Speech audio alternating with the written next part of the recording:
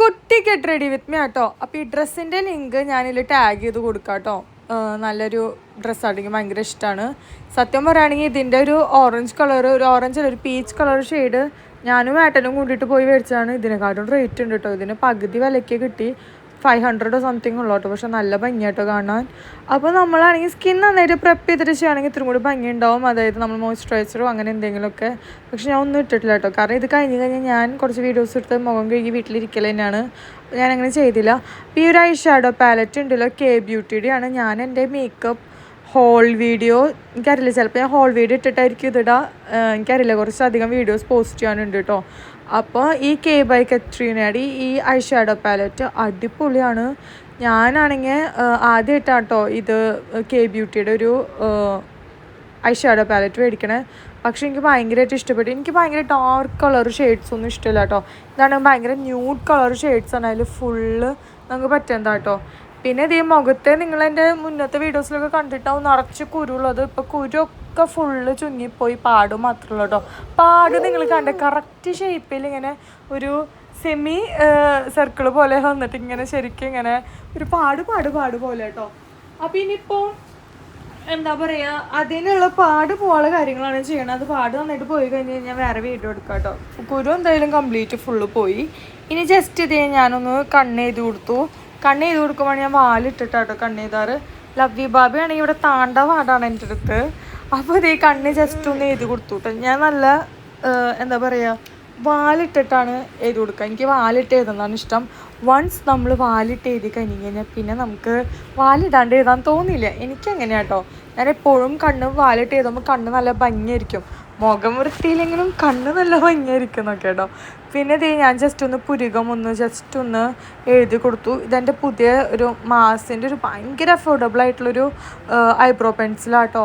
അതായത് ഞാൻ ഭയങ്കര എക്സ്പെൻസീവ് ആയിട്ടുള്ളൊരു 900 റേറ്റിൻ്റെ അടക്കം ഞാൻ എന്താ പറയുക ഐബ്രോ പെൻസിൽ യൂസ് ചെയ്തിട്ടുണ്ട്.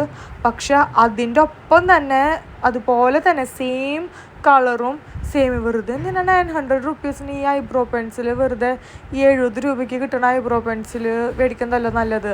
ഇങ്ങനത്തെ ഐബ്രോ പെൻസിലും കാര്യങ്ങളൊക്കെ ഞാൻ അങ്ങനെ നോക്കിയിട്ടാണ്. സ്കിൻ കെയറൊക്കെ ഞാൻ നല്ല സ്കിൻ കെയറൊക്കെ കേട്ടോ മേടിക്കാറ്.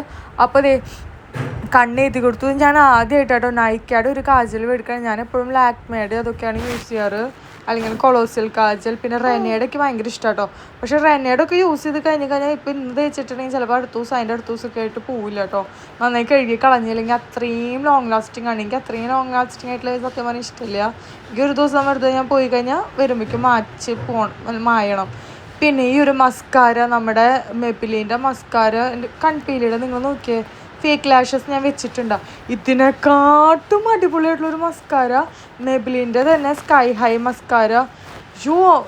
ശരിക്കും ഫോൾസ് ലാഷസ് വെച്ച പോലെ അതേപടി ഭംഗിയായിട്ട് ഇങ്ങനെ ഭയങ്കര രസമാട്ടോ. പക്ഷെ അതിൻ്റെ എനിക്കൊരു ഡിസഡ്വാൻറ്റേജ് തോന്നിയെന്താണെന്ന് വെച്ചിട്ടുണ്ടെങ്കിൽ, പുറത്ത് പോകാൻ നിൽക്കുകയാണെങ്കിൽ പോയിട്ട് വരുമ്പോൾ കളയാനുള്ള പാടുണ്ടല്ലോ.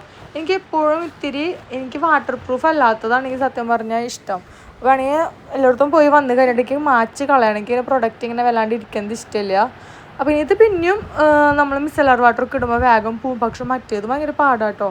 പിന്നെ എനിക്കിത് സത്യം പറഞ്ഞാൽ ജോലൈനൊക്കെ വന്നു തടി കുറഞ്ഞിട്ട് ഡബിൾ ചിഹ്നൊന്നും ഇല്ല എന്നൊക്കെ കണ്ടുപിടിക്കണം എന്നൊക്കെ നിങ്ങൾ. ഡബിൾ ചിഹ്നേ ഇല്ല, ഇപ്പോൾ ജോലൈനൊക്കെ വന്നു.